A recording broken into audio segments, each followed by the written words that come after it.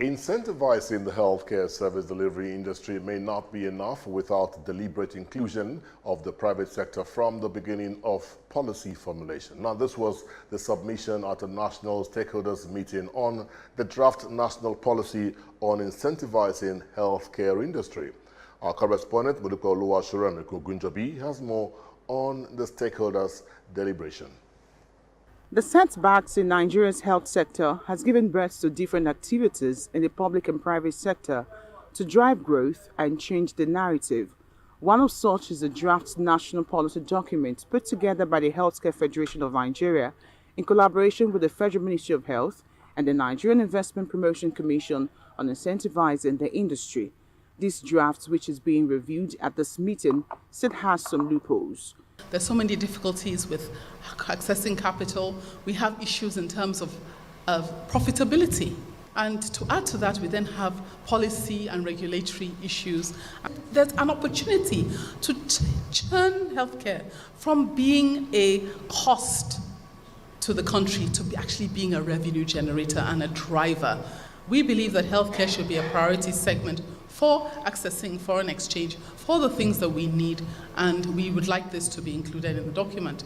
This will inevitably result in economies of scale through a reduction in the operating costs for healthcare business, as well as improvement in access to the latest medical technology and skills. To other stakeholders, incentivizing the industry is not enough, but integration is key, which includes engaging the private sector from inception. If you look at the tax to GDP ratio of Nigeria, you will see that the countries that can talk about incentivization, places like the OECD countries, Europe, America, their tax to GDP ratio is 34%. But Nigeria's tax to GDP is 6%. Which means that Nigeria is not a tax-paying country.